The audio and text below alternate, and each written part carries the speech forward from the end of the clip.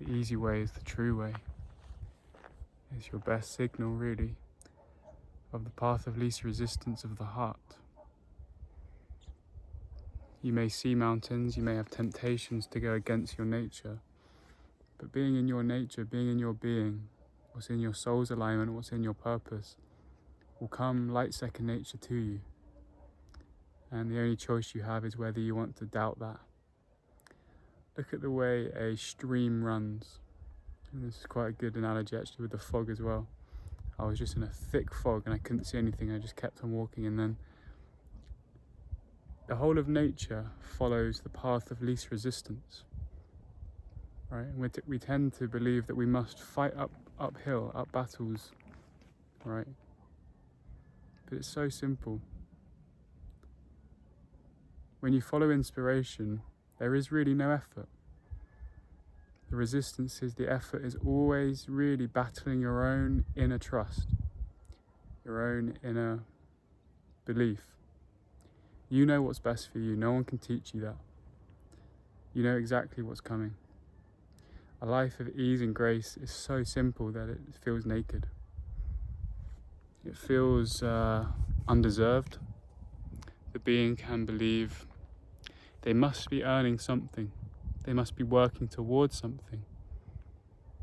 But we're in the harvest now. Right? Many people are trying to plough the same fields they've been ploughing for centuries. It's the harvest. It's the sweetness of reaping what you've sowed. I really think there is a guilt complex within the mind of humanity that doesn't want to taste the sweetness. I think it's, when I look into it, I believe it's because they don't feel safe. Right? They've been taught, I mean, look at your schooling systems, look at everything. You have to earn, otherwise you're screwed, apparently. You can't just allow things to come to you. You can't just follow your deepest path of least resistance. There's always some kind of shadow chasing you. It's always breathing down your neck. But there isn't anything breathing down your neck. There's nothing behind you. There's only you here. So you can create those conditions for yourself. You can create that pressure for yourself. But it's a choice. Really, like I say, freedom is a joke. You always have the freedom to choose yourself as free, or to have the freedom to believe that you need to work, to struggle, to be in limitation. Limitation is beautiful as well. I love the quote that said, the gods envy us. It's our immortality that makes life beautiful. The fact that any moment this body could perish. What a beautiful way we've set it up. Limitation isn't to be demonized, it's to be worked with. Without limitation, there is no beauty. Now, how do we want to play with that? How do we want to create a life of ease and grace and joy, and allow others to step into that as well? That's passionate. That's true grace.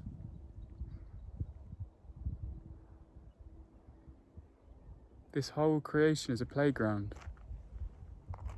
And if you don't see it as that, that's because you have the freedom to see it as something else, as either competition or some kind of competitive pressure against your peers. When did competition even become a thing in the minds of humans? We are all one being, really. Even within humanity, we're a social memory complex. Eventually, we'll start speaking as we. I was contemplating this as well. We tend to have the illusion of success and achievement within individuals. Let's take Mozart, for example. For Mozart to have even come into this beautiful exploration of what he was doing, you had a complete team around him. You had a complete culture of music that was already there. You had the people that had innovated instruments, right? The people that came to watch, the people that taught him how to play. There is a complete swirl of all of us exploring what it's like to be in this density. There needs no competition between us. We can all live in ease and grace. But do you see why there is competition? Do you see why? Because the ingrained belief that there is something other than everything, and there's a set amount of this either success or money or spiritual achievement, we can all live as enlightened beings, right? We look at people in power and we think, oh, they're just greedy, but really it's fear. Really, power and the need for power is born in fear out of scarcity mindset. Even the most wealthy people are coming from scarcity mindset. If someone's coming into wealth because they feel they're worthy of it and they enjoy this type of experience, true. But those that live in fear around wealth, fear around themselves, need that power. But the powerless life is not being a pushover, but having full trust in yourself. Full belief in who you are. Why do I need power over someone else? They are me. I'm doing my own thing. I'm enjoying, I'm creating. Do you see the difference in mindset? And it's born really in the education systems and the way that we're brought up.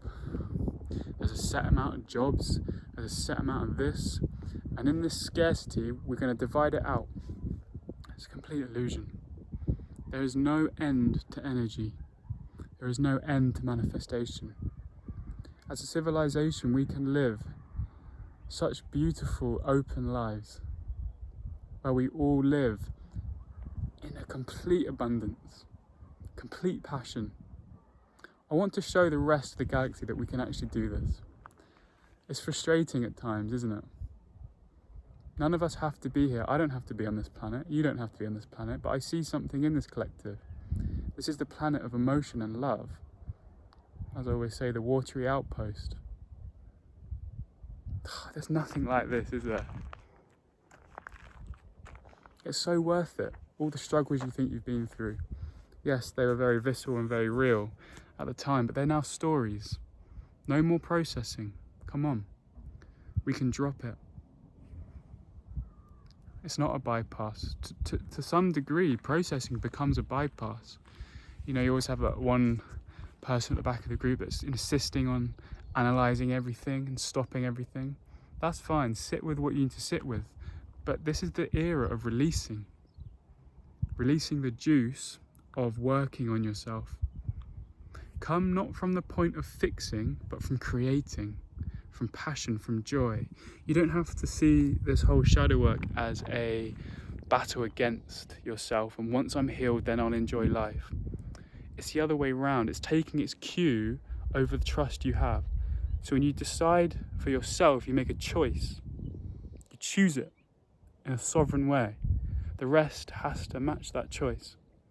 The situation you find yourself in, sure, you might find it intense. You may be going through something and thinking this seems worse. But actually, it's an upheaval of everything that was rooted in your old energy situation. The old energy situations have to be uprooted, just like anything. I mean, look at anything in nature. When it comes up, it feels intense. But then now you have a new field, a new space for the new flowers of new energy to grow through. It has to be detoxified.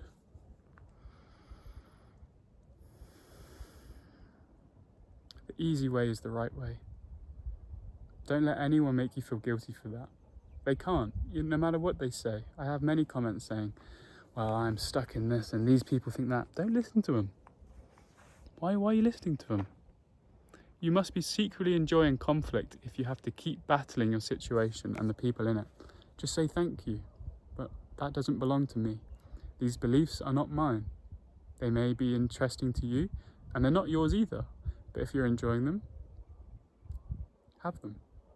You can pick up and drop anything you want. Beliefs in themselves aren't all bad either. People tend to think, well, once I just completely empty out my belief system. Again, beauty is born in belief and separation and limitation.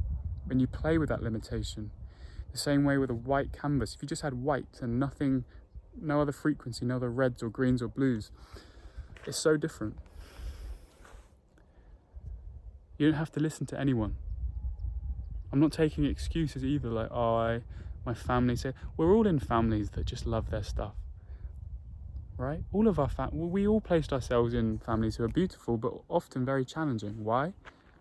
Because it catapults you back into yourself. It gives you the contrast. The funniest thing here is you can tell, well, within myself, I feel this deep feminine balance. And I was born into a house of pure masculinity. My dad was a fighter pilot in the military. My mum was an electrical engineer. I put myself in the most masculine household I could to catapult myself into the balance of feminine. That's what this incarnation needed. So I chose that perfectly. And they're a beautiful family. But it's the contrast that I learned from. Use your lessons, use your experiences, and then release them.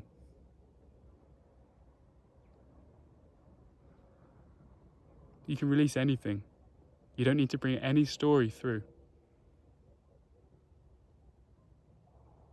Even the stories of time, even the stories of your past. The past shifts when you make a decision in the present. There is no fixed past.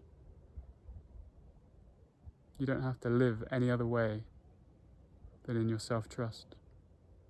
Alright, I love you all. I'll show you this valley. It's actually funny because technically I'm screwed because the electricity has gone out in the whole village and my car battery's dead. So I thought, why not just walk into the mountains and a solution will come about, surely. But only cross a bridge that you need to. The next bridge, you don't have to worry about that bridge.